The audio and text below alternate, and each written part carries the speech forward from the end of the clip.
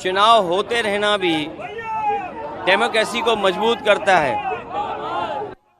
ये सही है कि कुछ लोगों का तर्क ये है कि उससे बोझ बढ़ता है, लेकिन कई जगह जब विधायकों को खरीदा जाता है या अपनी सरकार बनाई जाती है, चिंता का विषय तो ये है कि विधायकों की खरीद फरोख्त न हो, चुनाव खर्चे में प्रत्याशी कम खर्चा करें, ये बड़ा चिंता का विषय है। चुनाव होने से ज़्यादा काले धन का इस्तेमाल जिस तरीके से चुनाव में और खासकर भारतीय जनता पार्टी ने किया, वो हम और आप लोग भूल नहीं सकते हैं। भारतीय जनता पार्टी उपचुनाव जब भी आएगा, जनता भारतीय जनता पार्टी को हराएगी। ये अधिकारियों के माध्यम से चुनाव जीतना चाहते हैं। अधिकारियों को हटाना, अधिकारियों की पोस्टिंग करना, अपने मनमर्जी जो उनके लिए बूथ का काम करें अधिकारी उनको पोस्ट कर देना, इसकी शिकायत समाजवादी पार्टी चुनाव आयोग को करेगी। यूसीसी लाना जरूरी है, देश में यूसीसी लाना जरूरी है। देखिए, सबसे बड़ा सवाल देश के सामने यही है कि महंगाई कम हो, बेरोजगारों को रोजगार मिले और समाजवादी लोग जो सपना देख रहे हैं कि समाजवादी समाज बने, सबके हिस्सेदारी हो, हमारा समाज समृद्ध बने, ये नहीं कि कुछ लोगों के हिस्से में सब कुछ आ जाए।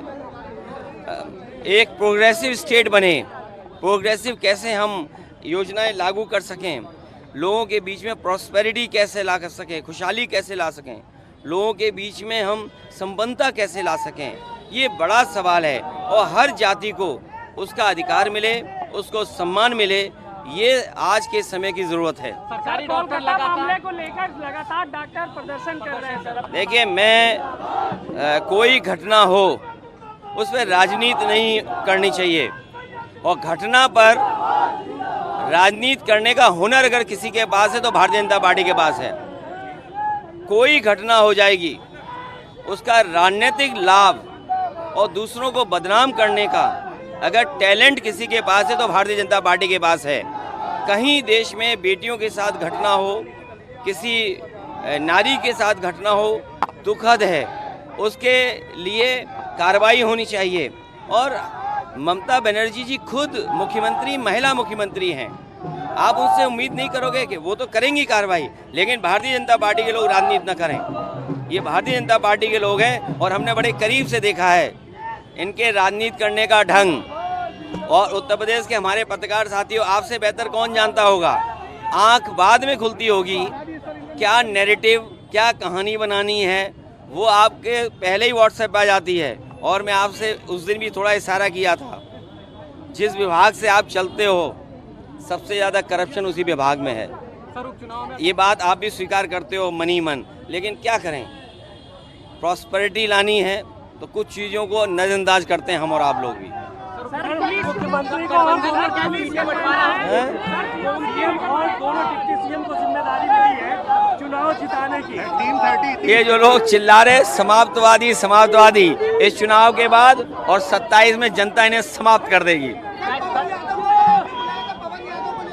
यादव को लेकर के सर लखनऊ पुलिस बयान जारी कर रही है। अरे पुलिस किसके इशारे पे काम करती है?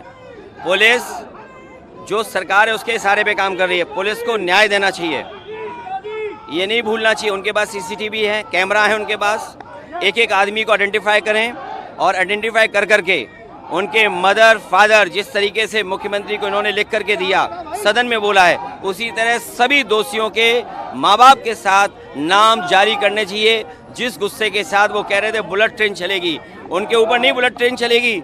जो और लोग हैं, जो बीजेपी के खासम खास उस सूची में लोग हैं, क्या उनके ऊपर नहीं चलेगी? और आप तो पत्रकार हो, आप खुद जानते हो सूची में कौन लोग हैं, सब बीजेपी वाले हैं। इसलिए भारतीय जनता पार्टी जानबूझ करके पुलिस के माध्यम से उनके इशारे पर राजनीति कर रही है।